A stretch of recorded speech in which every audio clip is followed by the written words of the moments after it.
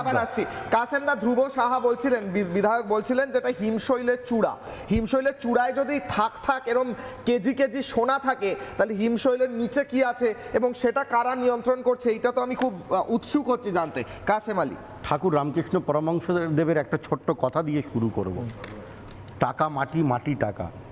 আর পশ্চিমবাংলায় এসে তৃণমূলের আমলে, তৃণমূলের জমানায় টাকা বালি, বালি টাকা। ভাবা যায়, এটা আপনি ভাবতে পারেন একজন বাসের চালক সে কোন অদৃশ্য শক্তির বলে কোটি কোটি টাকা তার বাড়ি থেকে উদ্ধার হচ্ছে। ইতিমধ্যে 15 কেজি সোনা পাওয়া গেছে। 15 কেজি সোনার বর্তমান বাজার মূল্য 22 কোটি টাকা। ইতিমধ্যে 15 কোটি টাকা কাউন্টিং হচ্ছে, গুনছে। এ তো মিনার মণ্ডল দাবার ভরে মাত্র।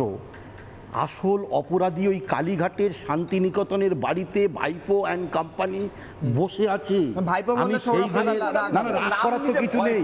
আমি সেই দিনের অপেক্ষা আমি বলছি তো অভিষেক ব্যানার্জি, চোরের নাম অভিষেক ব্যানার্জি, কয়লা চোরের নাম অভিষেক ব্যানার্জি, বালি চোরের নাম অভিষেক ব্যানার্জি, সিন্ডিকেটের মালিকের নাম অভিষেক ব্যানার্জি, সিন্ডিকেটের মালিকের নাম অভিষেক ব্যানার্জি। বেশ কাসেমদা বসে নাম বল বেশ বসে নাম বল। হ্যাঁ আমি চোরের নাম অভিষেক ব্যানার্জি, কাসেমদা বসে নাম অভিষেক ব্যানার্জি, চোরের নাম অভিষেক ব্যানার্জি। বলছি তো ভাব জল জল কেন বেশ জল আছে না সামনে আছে আছে আছে জল জল আপনি শেষ করুন স্যার, শেষ করুন। জল কেন শেষ করুন স্যার। আসল চোরের নাম অভিষেক বন্দ্যোপাধ্যায়। নাম নিয়ে বলো। এই অভিষেক বন্দ্যোপাধ্যায়ের কালীঘাটের শান্তিনিকেতনের বাড়িতে গিয়ে একে ধরে কোমরে দড়ি বেঁধে গোটা পশ্চিম বাংলায় ঘোরাতে হবে।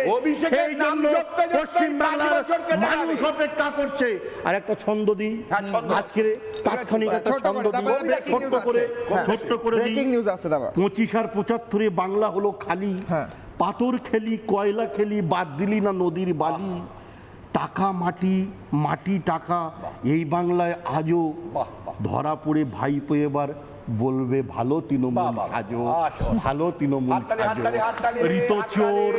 ঋত চোর, অনুব্রত চোর, আর ওই কালীঘাটের অন্ধগলিতে এটা শুনে সৌরভপ্রিয়দা মজা পেয়েছে। মানে সৌরভপ্রিয়দার ভেতরে যে রাগটা আছে, তৃণমূল মানেই বালিশকাটা তৃণমূল হয়েছে, আর কালীঘাট সৌরভপ্রিয়দা তৃণমূল মানেই কিছুই পেলেন না। সৌরভপ্রিয়দা এত গলা ফাটালেন, না ও স্বচ্ছ কিছুই পেলেন না দাদা। আমি একটা কথাই শুধু বলছি যে আজকে বিজেপি আসার পর বিজেপি দোকানে জেতার পর বিজেপি আমি বলছি না ব্রেকিং নিউজ আছে, আমি বলছি নাম আমরা ব্রেকিং নিউজ আছে।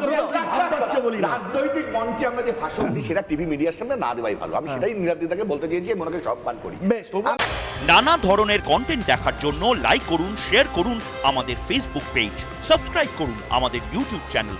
পাশাপাশি অন্যান্য ব্রেকিং নিউজের জন্য অবশ্যই চোখ রাখুন রিপাবলিক বাংলায়।